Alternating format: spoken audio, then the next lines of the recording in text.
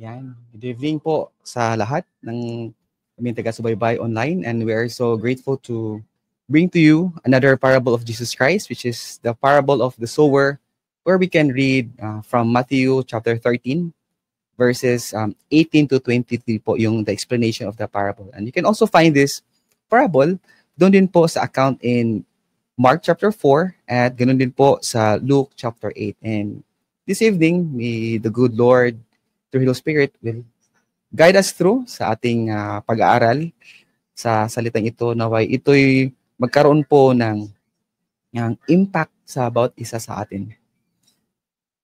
Mga kaibigan, mga kapatid, mga kasamahan namin na nakikinig po online, if you have your Bible with you, I also encourage you to open your Bible and let's read together, and let's see it by ourselves.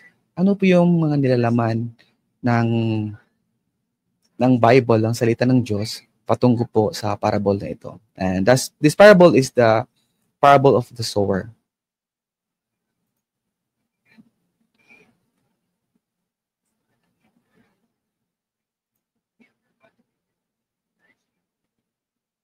And he told them many things in parables, saying, Behold, the sower went out to sow, and as he sowed, some seeds fell beside the road, and the birds came and ate them up.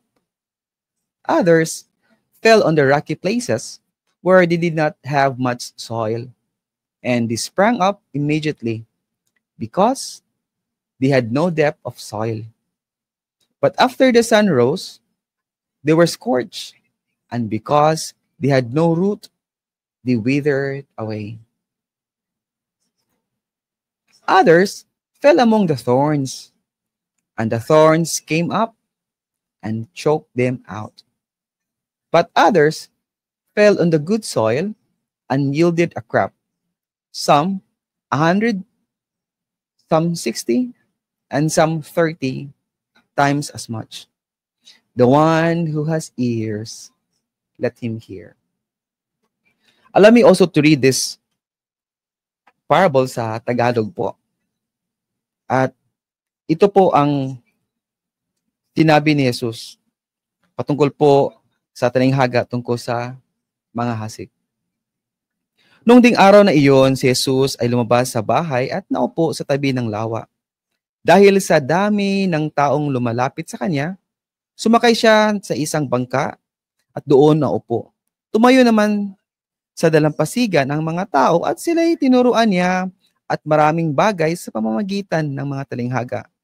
Ganito ang sinabi niya. May isang magsasakang lumabas upang maghasik. Sa kanyang paghahasik ay may mga binhing nalaglag sa tabi ng daan. Dumating ang mga ibon at tinuka ang mga iyon. May mga binhi na namang nalaglag sa mabatong lupa. Dahil manipis lang ang lupa roon, sumibol agad ang mga binhi. Ngunit natuyo agad ang mga ito ng mabilad sa matinding init ng araw. Palibhasay, mababaw ang ugat. May mga binhi namang nalaglag sa may matinik na halamanan. Lumago ang mga halamang matinik o matitinik at sinakal ng mga ito ang mga binhing tumubo doon. Ngunit ang mga binhing nahasik sa matabang lupa ay namunga. May tig-100, may tig-60, may tig-30. Makinig ang may pandinig. That's the Tagalog version po ng ating binasa ngayon. At napakaliwanag po mga kapatid na ito'y ibinahagi ni Jesus nung sabi nga sa opening verses po na lumabas siya sa bahay at nakita niyo mga tao. And because the crowd was so great, Jesus Christ had to go somewhere na he will be not crowded. Kaya pinili niya isang bangka doon sa tubig at yung mga tao nandun din sa dalampasigan na nakikinig sa kanya. The question here is, kung tayo po ay kasama sa mga taong nakikinig sa kanyang talinghaga, naunawaan din kaya natin agad yung mga salitang o itong talinghaga na ibinigay ni Jesus na kanyang itinuro sa kanila? At kung naunawaan po natin ang talinghagang ito, alin din po tayo sa mga 400 na binanggit ni Jesus?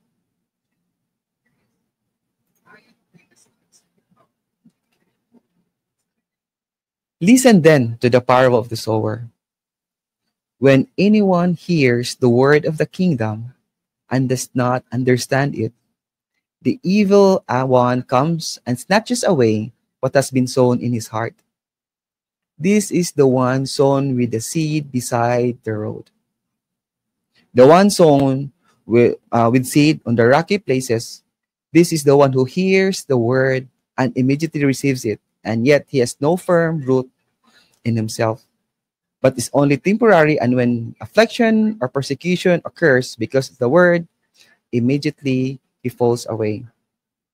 The one sown with the seed among the thorns, this is the one who bears the word, and the anxiety of the world and the deceitfulness of the wealth choke the word, and it becomes unfruitful. But the one with the seed on the good soil, this is the one who hears the word and understand it, who indeed bears fruit and produces some 100, some 60, and some 30 times as much. Let's focus now, mga kapatid, dito po sa unang binanggit ni Jesus. When anyone hears the word of the kingdom and does understand it, the evil one comes and snatches away what has been sown in his heart. Dito po naman sa pagpaliwanag ni Jesus dito po sa Tagalog, actually, when I try to preach or share something, I always try to let the Bible speak. Kaya, mainam po if you have your Bible with you so that we can see them together. Sa Tagalog dito po sa Matthew 13, sinabi dito ni Jesus, makinig kayo at unawain ang kahulugan ng talinghaga tungkol sa manghahasik. Kapag ang isang tao ay nakikinig ng mensahe tungkol sa paghahari ng Diyos, ngunit hindi naman niya iyon inuunawa, siya ay katulad ng binhing nalaglag sa daan. Dumarating ang masama at agad inaalis sa kanyang isip ang mensaheng kanyang napakinggan. Did you notice something, mga kapatid? Ano ba itong klaseng daan na ito? When anyone hears the word of the kingdom, sino man ang nakarinig patungkol sa paghahari ng Diyos, ngunit sa English does not understand it, dito naman, ngunit hindi naman niya iyon inuunawa. So, ibig sabihin dito, mga kapatid, the word of God comes equally. We have the seed that goes to this path, that goes to the rocky path, the one that goes to the thorny, and the one that goes to the good soil are actually the same seeds. However, makikita natin dito na may pagkakaiba-iba po ang mga daan na ito o itong land na ito o itong surface na ito, hindi po dahil sa butil na salita ng Diyos, kung hindi, it actually describes people of different, natin sabihin ito, yung response. Dito pala, sabi dito ni Jesus sa kanyang pagbabanggit, na kapag ang isang tao ay nakikinig ng mensahe tungkol sa paghahari ng Diyos, ngunit hindi naman niya iyon inuunawa, siya ay katulad ng binhing nalalaglag sa daan. So, ibig sabihin dito, hindi po kasalanan ng yung naghahasik, kaya napunta doon sa daan. Hindi rin po kasalanan din ng butil, kaya siya tinuka siya ng ibon, kung hindi ito ay naglalarawan po sa isang tao na narinig nga niya. Ngunit, hindi naman niya pinagbigyan ng pagkakataon na ito'y talagang mahulog sa kanyang pag-iisip o sa loob ng kanyang isipan o kaya sa loob din ng mga kanyang puso. Maybe narinig niya pero tawag nito, hindi ko pa naman kailangan yan ngayon eh. May narinig 'di ba kayo na mayenong na when you try to share your faith, when you try to share what you learn about the Bible, and then you are so excited sharing about it, and then the person whom you talked with, sabi niya, okay, pero that's nice, pero hindi pa ako ready makinig niyan na ngayon eh, di ba? So, ano pala nangyayari sa butil na iyon? It does not just stay on that person, but it is gone. Kasi po, the evil one comes and snatches away that has been sown in his heart. Napaka-klaro po mga kapatid kung paano po ito binanggit ni Jesus na you close the heart. It could have done a positive impact in your life, but hindi mo naman po binuksan ang puso mo para ito'y magkaroon ng value sa iyo. At ganoon din po dito po sa chapter 4 ng Marcos, sa pagpapaliwanag ni Jesus dito sa account ito, let's notice po how these three accounts supplement one another. Pagkatapos tinanong ni Jesus, sila ni Jesus, hindi pa ba ninyo maunawaan ang talinghagang ito? Jesus Christ is the one asking them, paano ninyo maunawaan ang iba pang mga talinghaga? Ito ang kahulugan ng talinghaga. Ang binhing inihasik ay ang salita ng Diyos. Matthew chapter 4 verse 13. Ulitin natin. Ito ang kahulugan ng talinghaga. Ang binhing inihasik ay ang salita ng Diyos. At ang mga binhi namang naglaglag sa daan ay ang mga taong nakikinig sa salita ng Diyos.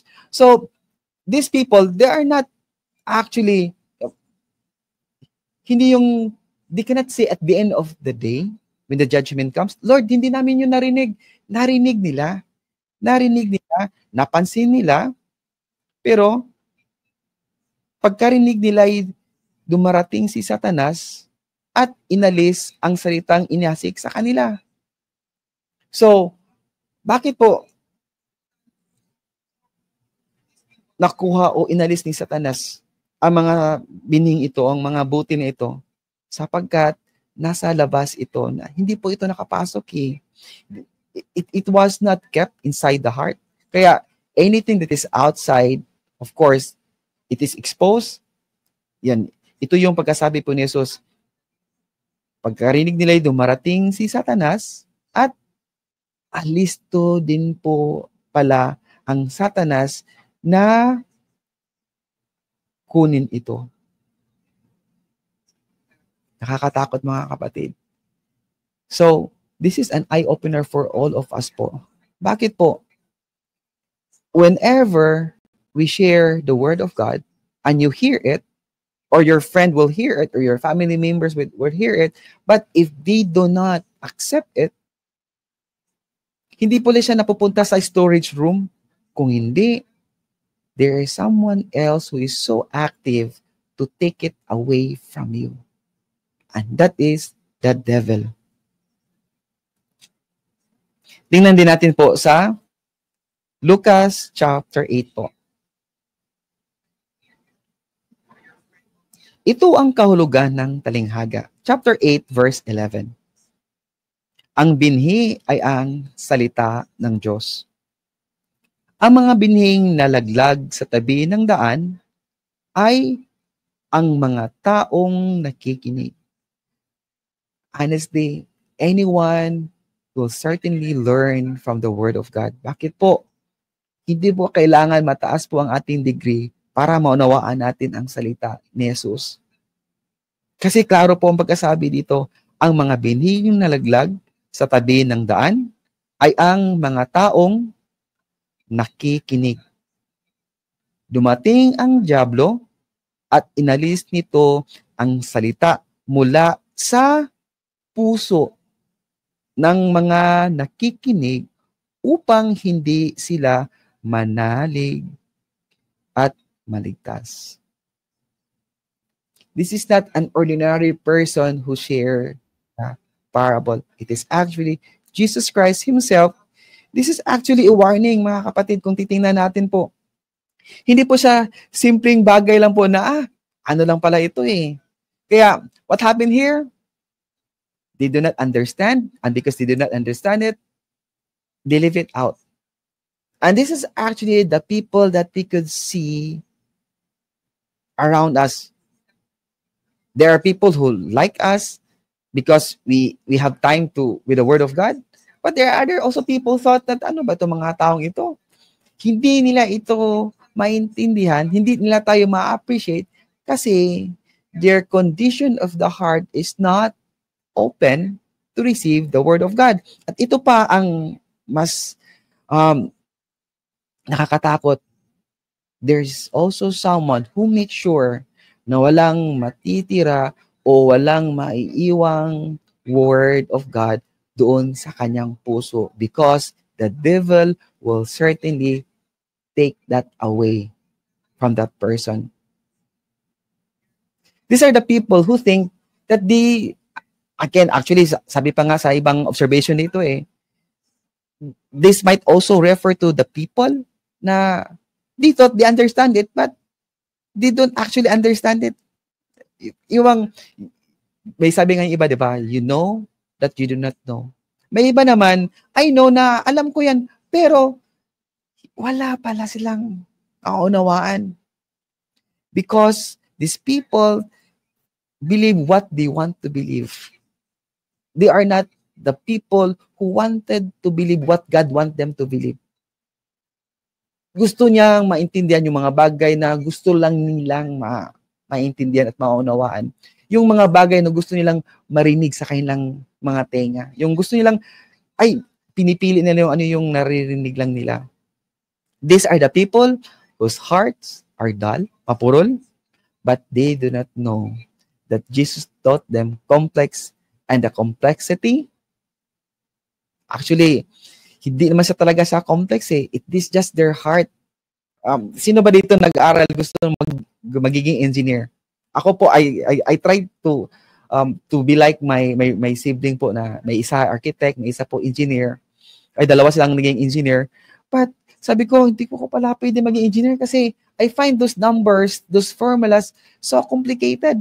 But to them, it is just easy. Those numbers are just like parang sentence din sa kanila. But to me, nahihirapan po ako. It seems like that din. May mga tao din naman na okay, they literally are not interested at all. But may iba namang tao na okay, narinig din namin yan, pero somehow, hindi nila naunawaan ito kasi iba yung gusto nilang maunawaan. Baliktad din po. And this, okay, ito naman yung pangalawa nating natin. Pero, mga kapatid, it is so important talaga that when we share this word, we also need to pray. We need to pray before we actually share this to the people whom we want to share. Kasi the person has the option to receive, to accept, or to disregard. And the second thing that will happen, the devil will certainly be there to instantly take away what you have shared to that person. Kaya importante pala mga kapatid that we will pray for these people, that they will not turn their heart hard or closed to receive the word of God. Dito naman tayo sa pangalawang klaseng rocky ground. This is the one who hears the word and immediately receives it with joy. Ang ganda. Yet, he has no firm root on himself, but is only temporary. And when affliction or persecution occurs, immediately he falls away. Oh no. Nakakalungkot, no? Nakakatakot, mga kapatid, na marinig natin itong papaliwanag ni Jesus. Pakinggan muli natin po sa Tagalog po. Ang pagpaliwanag ni Jesus tungkol po sa mga asik na ito. Ang katulad naman ng binhing nalaglag sa mabatong lupa ay ang taong nakikinig ng mensahe na kaagad at masayang tumatanggap nito. Kanina, narinig nila, pero hindi nila nanunawaan. O they just don't care for it. No? Balikan ko kanina, nakikinig ang mensahe, yung una, yung the path, tungkol sa paghahari ng Diyos, ngunit hindi naman niya iyon inuunawa. So, meron po siya intention na hindi niya inuunawa. Dito naman, ang taong ito ay nakikinig ng mensahe na kaagad, no? Narinig niya at kaagad niya itong inuunawa at masaya siyang tinatanggap nito. 21. Ngunit hindi tumitimo ang mensahe sa kanyang puso. Bakit po? Sandali lamang itong nananatili. At pagdating ng mga kapighatian at pagsubok dahil sa mensahe, agad siyang tumatalikod sa kanyang pananampalataya. Let's turn also to Mark, the account of Mark. Paano po pagka-liwanag ni Jesus po nito? Chapter 4 muli, doon natin tingnan po sa verse 16. Ang katulad ng mga binhing nalaglag sa batuhan ay ang mga taong nakikinig ng salita ng Diyos at agad na tinatanggap ito ng may galak. So beautiful. I'm sure you have heard, you have seen people also like this. Agad na tinanggap ito na may galak. Subalit, hindi ito tumitimo sa kanila kaya't hindi sila nagtatagal. Pagdating ng kapighatian o pag-uusig dahil sa salita ng Diyos, agad silang sumusuko.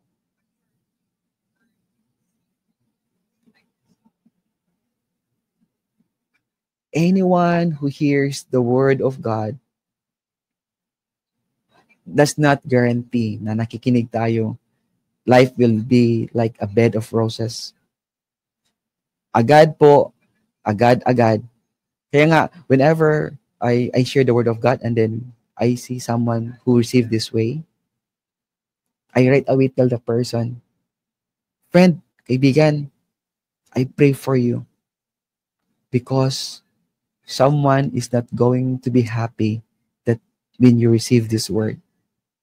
I honestly and I intentionally tell that person about yung warning ko agad sa kanila. Bakit po? Because the prince of this world, just like Jesus Christ, dinala siya doon sa wilderness. Sino nandun? Best friend ba niya? Hindi naman, di ba? Kung si Jesus nga ay sinusubukan, paano naman din kaya tayo? The same words also he said in the Gospel of John. Kung siya nga ay inuusig, ano naman kaya tayo, mga kapatid? These are external challenges, hindrances, whoever receive the word of God. Let's turn also to the Gospel according to Luke. Sa verse 13 in chapter 8, sabi naman dito, ang mga nalaglag naman sa batuhan ay ang mga nakarinig ng salita at tumanggap nito ng may kagalakan. Ngunit hindi ito nag-ugat sa kanilang puso. Ang ganda ng pagkabigas po sa Tagalog. I will read it again. Ang mga laglag naman sa batuhan ay ang nakarinig ng salita at tumanggap nito ng may kagalakan. Ngunit hindi ito nag-ugat sa kanilang puso. Sandali lamang silang naniniwala. Kaya't pagdating ng pagsubok, sila'y tumitiwalag. Wow! Tumitiwalag. Bakit po? Dahil sa mga pagsubok ng buhay, mga pag-uusig. Mga kaibigan, mga tagapakinig, if you hear the word of God tonight, and this is your first time, and you thought that this is a good message, yes, it is. But be on guard. Your life will be tested. Not because God does not like you. You will be tested. Not because ito yung kasama, package ito. Hindi naman po eh. Kung hindi, it just so happened that we live in this world that is not perfect. We live in a community that is not also perfect.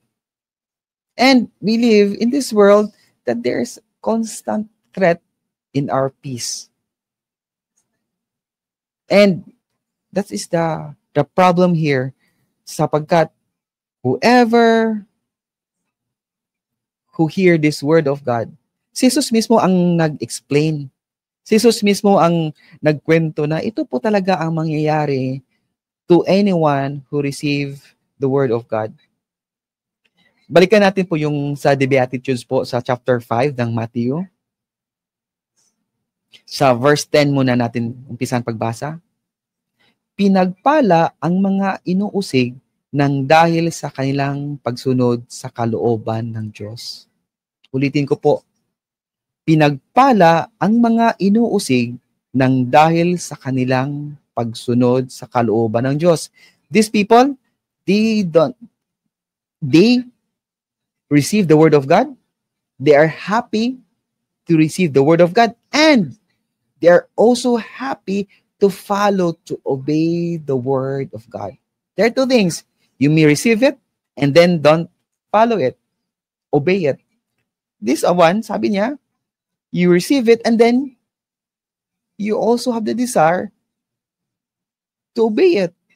Kaya pinagpala ang inuusig nang dahil sa kanilang pagsunod sa kalooban ng Diyos, sapagkat kabilang sila sa kaharian ng langit.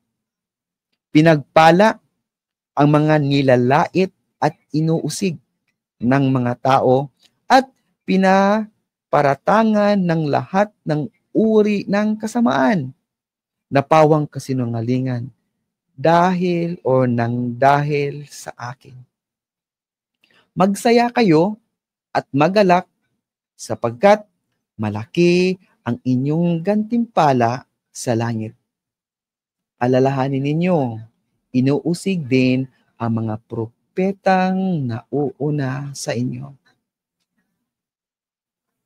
Friends, online viewers, very clear po that from these verses, hindi po nagkulang si Jesus for giving us warning. Because of His love, He cares so much to remind us and to tell us na meron talagang taong does not like you. I remember po, meron pong nangyari pong sa aming batch. When I heard this word of God, and I was so happy sharing it with my classmates. May isang classmate ako, sabi niya, sa isang classmate na nagsumbong naman sa akin, sinabi niya, ayoko kay Malby. Kasi every time magtipon-tipon tayo, bihira nga lang tayo nagtipon-tipon. Nagdi-discuss pa siya ng Bible na yan. Ano ba naman siya? Kaya, that friend of mine, sinabi naman, sinumbong sa akin, na, Malby, alam mo ba? Sinabi ito ng classmate natin, na ayaw daw niya sa'yo. Parang they're not thinking of inviting me again to join sa kanilang pagtitipon-tipon kasi they are so, ah, parang allergic sila na marinig yung mga binabanggit kong ano. I'm not trying to convert them, but I'm just trying to share to them na I never thought that the Bible is so good. And there are actually people na hindi ka bida sa kanila. And these are the people na that probably the first one, narinig nila, pero they close their ears, they close their eyes, they close their heart, and the devil take anything that is in them, and then they might be even the friend of the devil. And they might be the vessel of the devil to discourage others who receive the word of God. Sabihin ba, okay, yung kaibigan mo na na masayang tumanggap sa salita ng Diyos, lapitan natin yun. Itatry natin sila. And true enough, ganun naman din talaga pala ang mangyayari. Kaya if you hear the word of God and if you thought that it's so good, I agree with you. But you also have to be aware and be on guard that part of your journey of your faith in Christ Jesus, your road will not be smooth and wide. It will be difficult because of the reason that this world around us will certainly try to stop us from growing into our faith through the word. Kaya, ang gagawin dito, the affliction, the persecution will certainly come to all of us. And because hindi niya kaya i-defend, hindi niya kayang panindigan, hindi niya kayang ipaglaban, ultimately, it fails or falls away because in their heart, mas nanaig pa ang mga pag-uusig at ang mga pagsubok sa buhay externally. Very clear po ang mensahe ni Jesus sa kanila. But if we put ourselves again to the crowds that surrounds Jesus Christ na nasa dalampasigan, kung kasama tayo doon, maunawaan din kaya natin ito? We are just on the second kind of surface pa lang. But let's take note, the first one, it happened na narinig niya, but it did not, hindi niya binigyan ng chance na makapasok sa kanyang puso, and the devil take it away readily. The second one, he received it with joy right there and then. But unaware siya na susubukin siya dahil sa pagtanggap niya sa salitang ito. May sinabi din sa Hebrews, chapter 6, verse 1 to 3. Therefore, let us leave the elementary doctrine of Christ and go on to maturity, not laying again a foundation of repentance from dead works and of faith toward God, and of instruction about washing, the laying on of hands, the resurrection of the dead, and eternal judgment. And this we will do if God permits. So, ibig sabihin nito po, this Hebrew chapter 6 is telling us na when you receive it, we need to have the intention that, Lord, yung parable of the talent, parang ganun siya, di ba? Of course, iba naman yung point doon naman. But when we hear the word of God, we just have the intention that, Lord, because you have entrusted to me this word, help me that it will grow in me. Help me that the roots will grow even deeper because I allow it regardless sa mga pagsubok na dumating sa buhay ko o darating sa buhay ko, because I also understand that hindi lang naman din ako ang nagkaroon ng ganitong pagsubok, kundi pati na rin yung iba. Even my teacher, my master, and my savior, He did not live an easy life. And if I followed him, who am I to think that my life would be easier because he paid it all? Yes, he paid the debt that we are supposed to pay by dying. But he died so that through his death, he gave us life eternal. Yun po. But the journey of growing in our obedience in Christ Jesus will not be easy and short.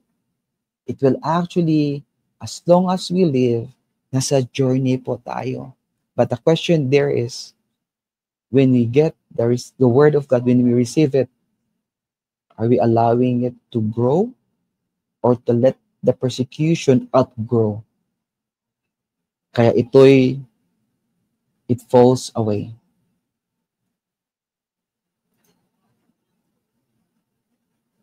The person encounters suffering and trials or experiences persecution for the cause of Christ. When life gets difficult, they leave their devotion to the Lord. Isa pa dito mga example mga kapatid, sometimes no, yung devotion, yung even prayer, lalo na yung nagbabasa tayo, minsan natatakot tayo kasi malilate na tayo kasi, ay nako, wala na akong time magbasa ng devotional ko, ng Bible verse ko, kasi malilate na ako at saka ko na yan babawiin mamayang gabi pag uwi ko sa trabaho. Actually po, those little things matters.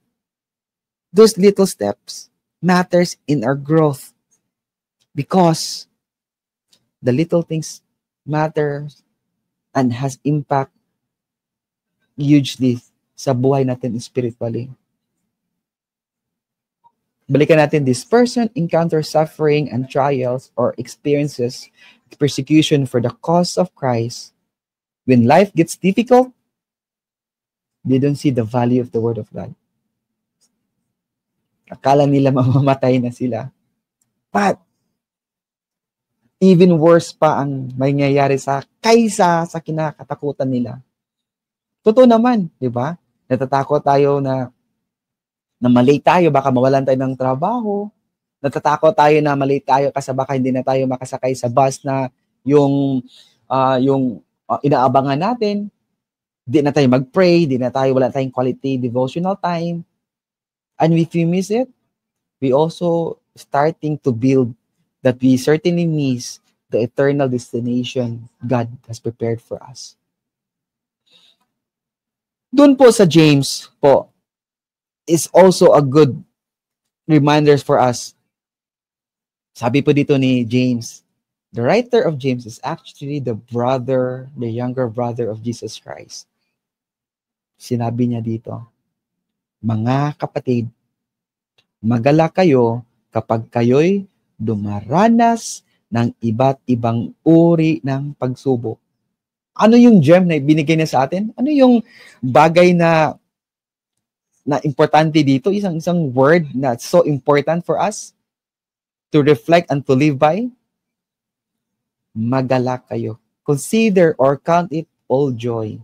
Magalak kayo kapag kayo'y dumaranas ng iba't ibang uri ng pagsubok. Dapat ninyong malaman na magiging matatag ang inyong pananampalataya sa pamamagitan ng pagsubok.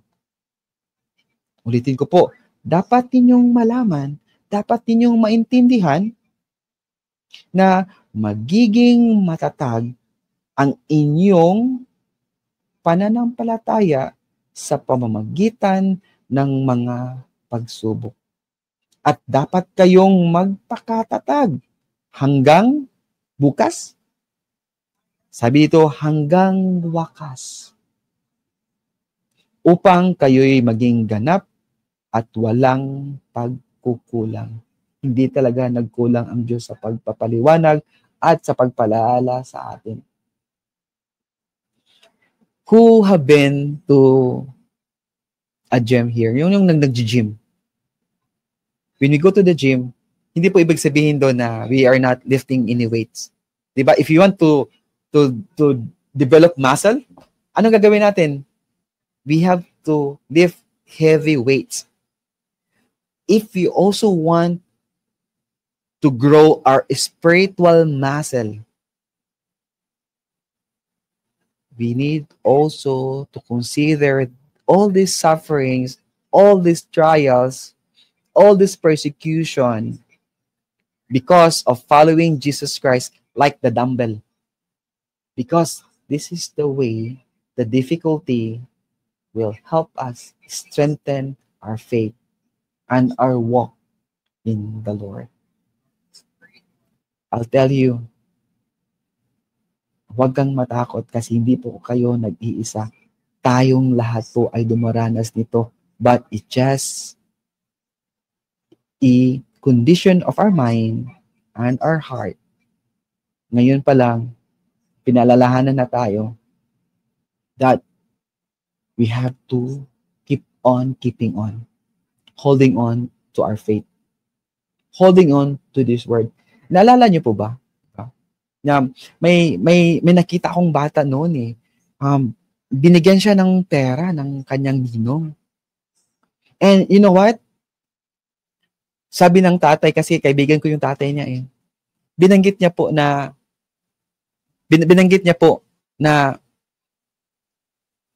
yung anak ko, binigyan siya ng pera ng ninong niya. At natutuwa siya kasi pag uwi daw nila, pagtulog nila kasi nakatulog yung bata doon sa biyahe, naka-tightly fist pa rin yung bata.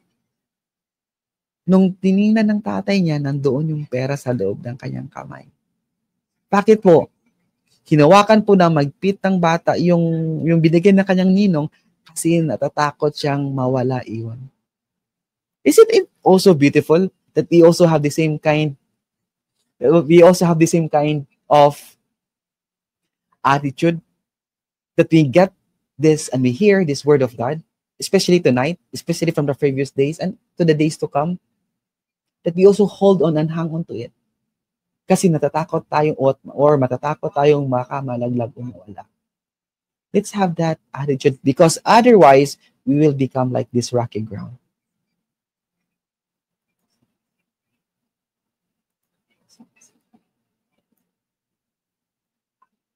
Let's also check the importance of roots. Our root is critical to the life of a plant. This is very true. No plant can endure without a strong root system.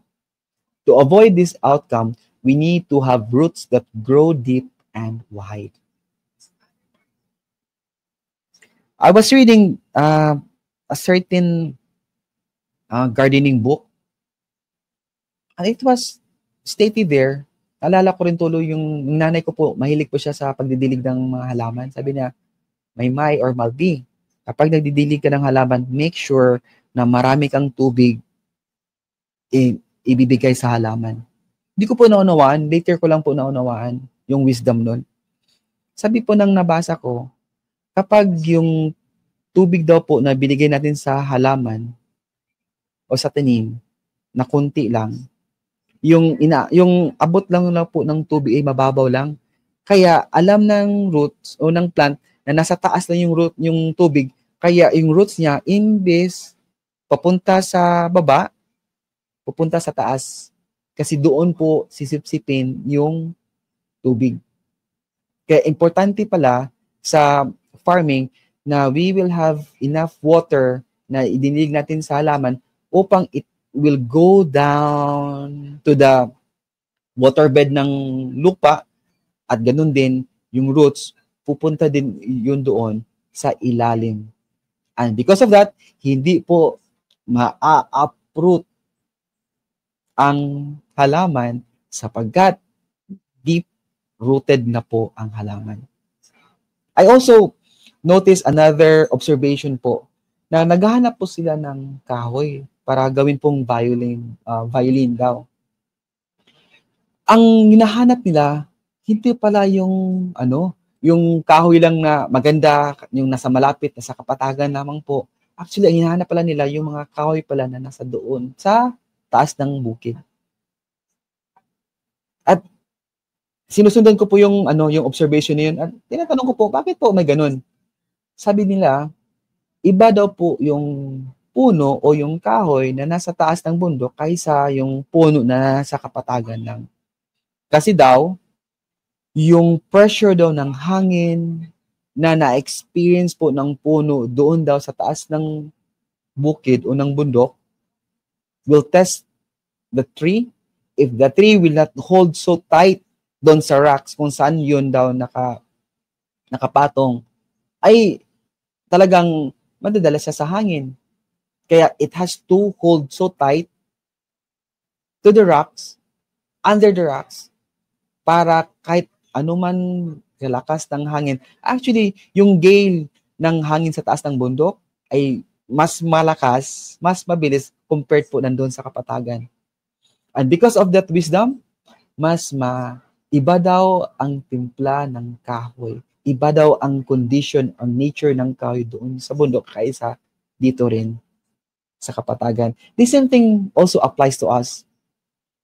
Ano ba tayong klaseng mananampalataya ni Jesus?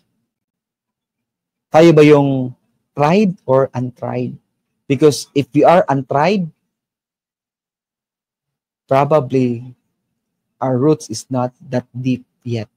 But if we are tried, tested, definitely, because of our effort not to lose it, we dig deeper and deeper and deeper upang hindi po ma-uproot. And that's the beauty. And I hope that we get wisdom from here. So the importance of growth, therefore, let us leave the elementary. Ito yung sinabi kanina. Na iwanan natin yung yung bang, ay, nagsisimba ka lang ngayong linggo, di ba? Sabi ka, ay, okay na sa akin. Nakarinig ako ng magandang sermon kanina. Let us not, sana di lang tayo maging kontento doon po. Importante din po na meron din tayong desire to really learn and to grow. Kung tayo po nag-aaral pa, diba? Kailangan natin mag-aral kasi gusto nating pumasa. Ganun din po sa salita ng Diyos. Huwag nating hayaan na maging kontento lang tayo sa anong naririnig natin. Ano yung kikita natin kapag nag-reels o tumitingin tayo sa YouTube o doon sa Facebook. Hindi, let us have the intention to really check the Word of God. Ano ba ito? Ano ba itong pagkahulugan nito? Ano ba itong meaning ito, the way I understand it, compared sa narinig ko o sa nakita ko? Kaya ganun po ang ating encouragement po. Dito naman sa pangatlo, this is the one who hears the word and the anxiety of the world and the deceitfulness of wealth choke the word and it becomes unfruitful. Tingnan po natin po sa Tagalog. Ang bini namang nahulog sa may matitinik na halamanan o halaman ay ang mga taong nakikinig ng mensahe, ngunit dahil sa pagkabalisa sa maraming mga bagay at pagkahumaling sa kayamanan, nawalan ng puwang sa kanilang puso ang mensahe at hindi ito nagkaroon ng bunga. Ulitin ko po, ang binhi namang nahulog sa may matinik na halaman o na halaman ay ang mga taong nakikinig ng mensahe, ngunit dahil sa pagkabalisa sa maraming mga bagay at pagkahumaling sa kayamanan, nawawalan ng puwang sa kanilang puso ang mensahe at hindi ito nagkaroon ng bunga. Tingnan natin po yung account naman sa Mark. Chapter 4, verse 18.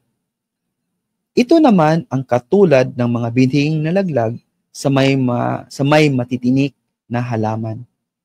Sila ang mga taong nakikinig ng salita ng Diyos, ngunit dahil sa alalahanin sa buhay na ito, pagkasilaw sa salapi o kaya'y pagkahumaling sa ibang mga bagay, ang salita ay nawawalan ng puwang sa kanilang puso, kaya't Hindi ito nakakapamunga.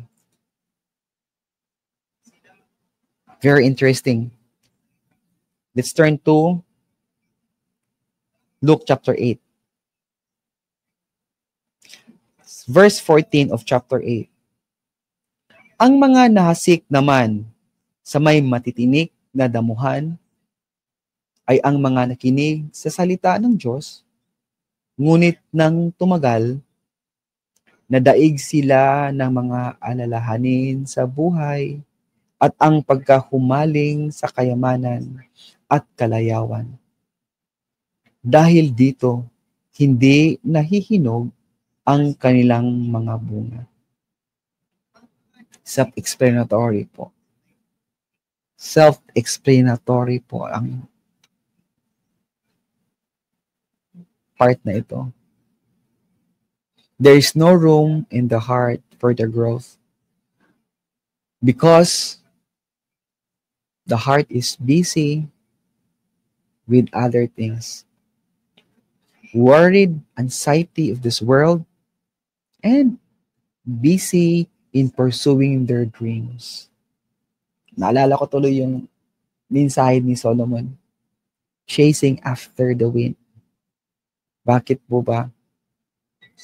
When you're able to catch yung gusto mong maabot mo sa buhay, do you believe you will stop pursuing other bigger dreams? Just like in your phone, di ba? May phone tayo. When you have a phone, do you think hindi ka na maghahanap ng ibang phone? Lalo na pag marinig ka na may bagong version, may bagong update. At saka nakita mo yung kaibigan mo na may mas bago pa sa iyo ang cellphone niya. Hindi ka ba maghahangad na I have to work harder pa kasi para mahabol ko naman yung panibagong version ng phone. Phone pa lang yan. Ano pa yung iba natin na nakikita natin? And these are the things that the world will offer to us. And it tells us that you have to work hard. Work hard, work hard, work hard for the temporal things. And this world will never tell us to work really hard for the eternal things. Certainly, this world will tell us to focus our eyes on the things that just perish. Kaya nga, naalala din natin yung sinabi ni Jesus sa Matthew chapter 6. Anong sabi doon ni Jesus sa chapter 6? Bago natin makikita yung verse 33, sa verse 28 po of chapter 6, sabi niya, bakit kayo nababalisa tungkol sa pananamit? Ito yung sabi ni Jesus, honestly, when we look on Jesus Christ, akala natin napakabait niya, napakalambing niya. Actually, He's also hard to those hard-headed. Kayo na po magtagalog sa the word hypocrite. You fool. Ano yung version sa Tagalog nun? Kung sinabi ni Jesus, now you will understand ano po siya. Because He's so concerned about our eternal destination. Tingnan niyo po. Diyos o kayamanan? Sabi po sa chapter 6 ng Matthew. Walang aliping, sa verse 24, walang aliping makakapaglingkod ng sa dalawang Panginoon, sapagkat kapupuutan niya ang isa at iibigin ang ikalawa. Paglingkuran ng tapat ang isa at hamakin ang ikalawa. Hindi ninyo maaaring paglingkuran ng pareho ang Diyos at ang kayamanan.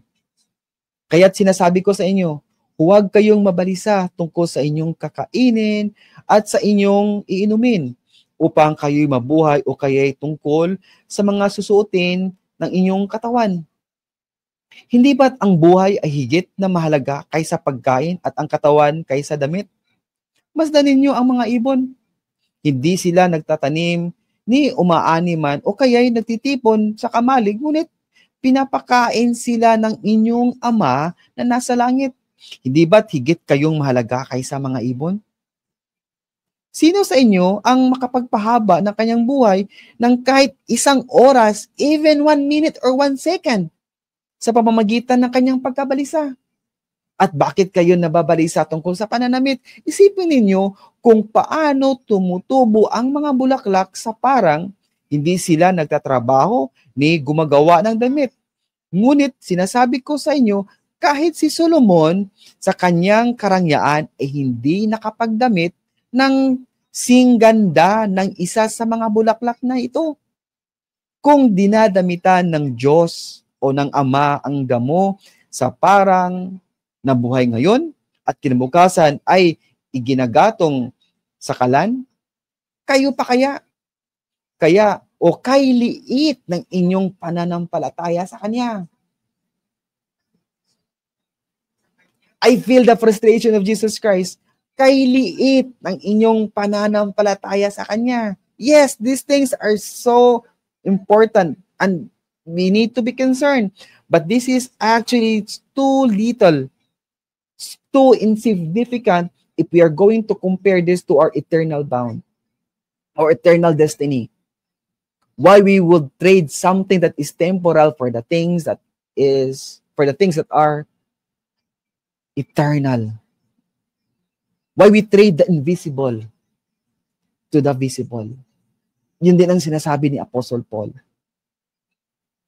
Verse 31, makinig tayo sa sinabi ni Jesus.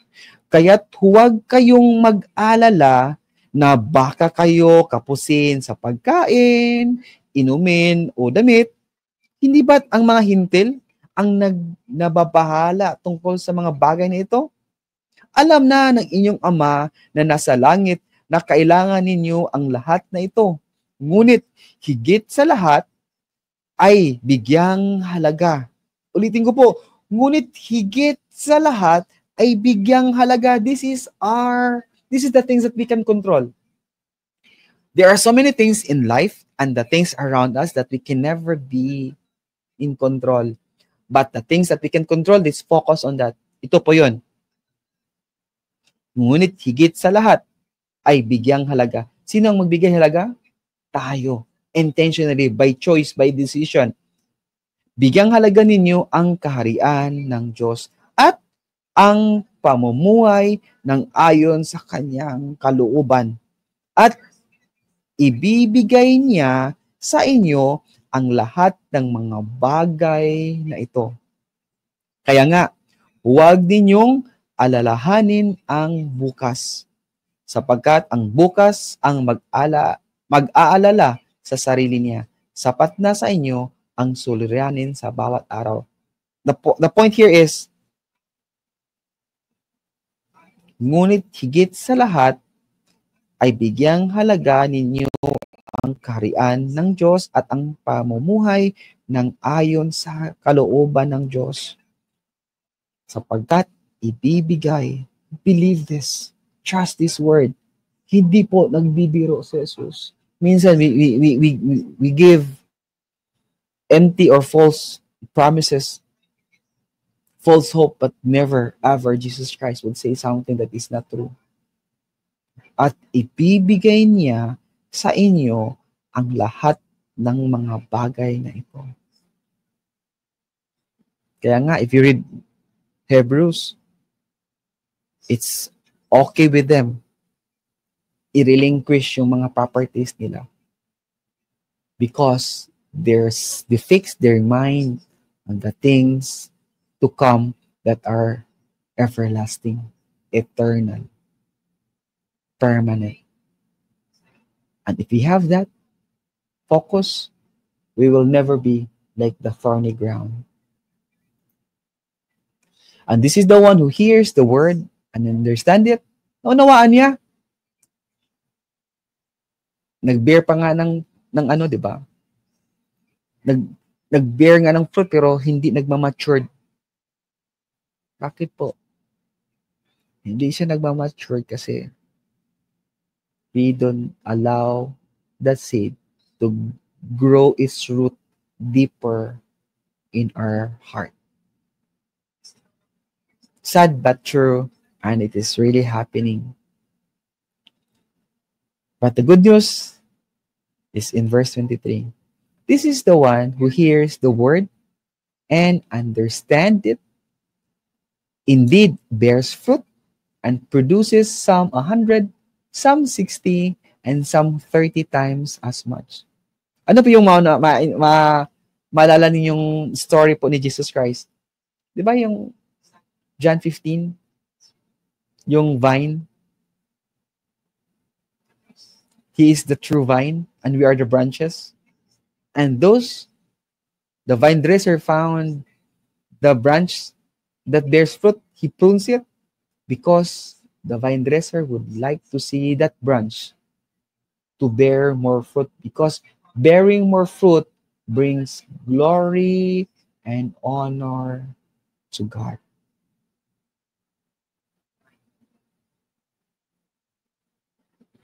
Let's read po sa explanation po dito ni Jesus. In verse 23, at ang katulad naman ng binhing na hasik sa matabang lupa ay ang mga taong dumirinig at umuunawang mabuti sa mensahe. Kaya't ito'y namumunga ng sagana, may tig-100, may tag-60, at may tag-30. Tingnan naman natin po sa account sa Mark. Verse 20, sinabi dito, ito naman ang katulad ng mga binhing nalaglag sa matabang lupa. Sila ang mga taong nakikinig at tumatanggap ng salita o sa salita ng Diyos at namumunga ng masagana. May tig-30, may tig-60, at may tig-100. I tell you, bakit po namumunga ng marami? Kasi wala silang pagsubok?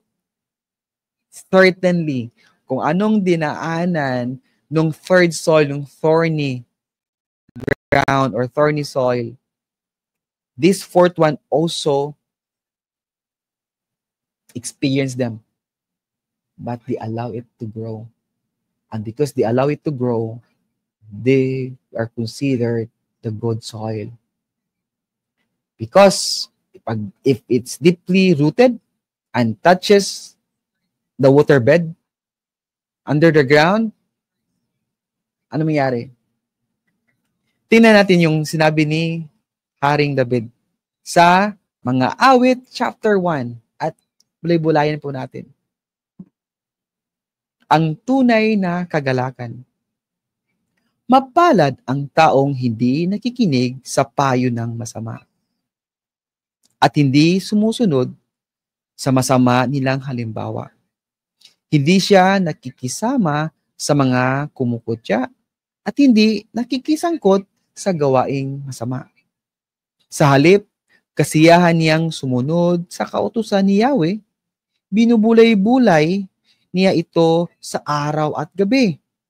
Katulad niya ay punong kahoy sa tabi ng isang batisan, laging sariwa ang dahon at namumunga sa takdang panahon.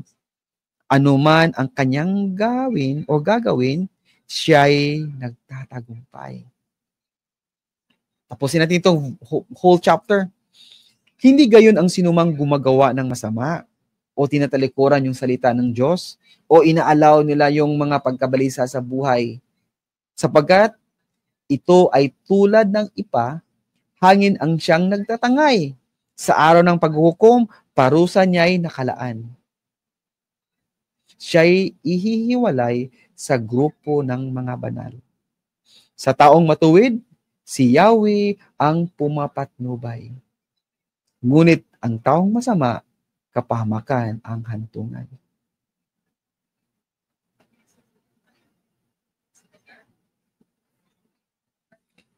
Chapter 4, verse 20, again sa Marcos, ito naman ang katulad ng mga binhing nalaglag sa matabang lupa.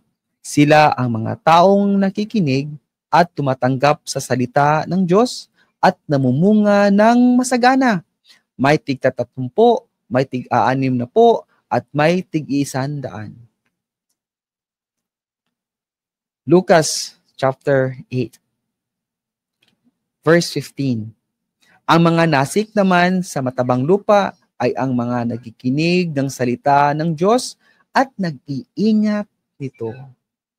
Ang ganda, if you try to compare different accounts, we gain new insights. Ang mga nahasik naman sa matabang lupa ay ang mga nakikinig ng salita ng Diyos at nag-iingat nito sa kanilang pusong tapat at malinis. At sila'y namumunga dahil sa in your version sa Bible, look at the word in your Bible, pagtatyaga. So beautiful. Tingnan natin ulit. Ang mga nahasik naman sa matabang lupa ay ang mga nakikinig ng salita ng Diyos at nag-iingat nito sa kanyang pusong tapat at malinis. At sila'y namumunga dahil sa pagtatyaga.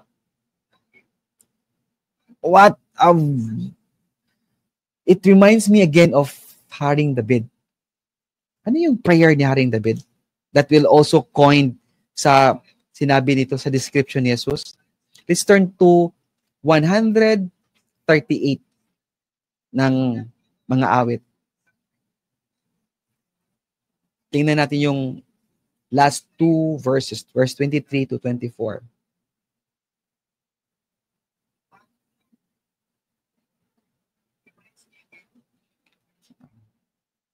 Yan, 139. Psalm 139, verse 23 and 24. O Diyos, ako'y siyasatin, alamin ang aking isip. Subukin mo ako ngayon kung ano ang aking nais. Kung ako ay hindi tapat, ito iyong nababatid. Sa buhay na walang hanggan, samahan mo at ihatid. Siyasatin, alamin ang aking isip at ang aking puso. That's how David prayed. He's the strongest person. He's the greatest king sa land of Israel. Famous, wealthy, powerful, dami niyang mga skilled armies na sumusunod sa kanya. And he's not concerned losing what he got, but he's more concerned if he loses his heart to the Lord. Sana ganun din tayo mga kapatid in our desire in following God. That regardless sa mga pagsubok po, we hang on, we hold on po. Kaya, what happened? They hear and they desire to understand. And they dig deeper and look to understand what God is saying through His Word. Let us be like that. This kind of soil, mga kaibigan. Kaya, for this one, I desire that we all grow and we allow the Word of God to grow deeper, deep in our heart. And regardless the circumstances that comes in our way, the challenges that bombard us from the outside, and the challenges, the trials that we experience within us will be nothing compared as we hang on to our dedication and devotion to keep the Word of God deeper and even stronger in our heart, because we believe that the Lord God will certainly deliver us. Kung binigay nga ang niyang kaysa isang anak doon sa bundok ng Kalbaryo upang bayaran ang ating mga kasalanan, ano pa kaya yung bagay na hindi kaya ibigay sa atin ng Diyos? But it takes a lot of faith. And it starts from listening to the Word of God. Mga kapatid, mga kaibigan, mga taga-subaybay online, it's a pleasure to share with you the Word of God. A blessed evening po sa lahat.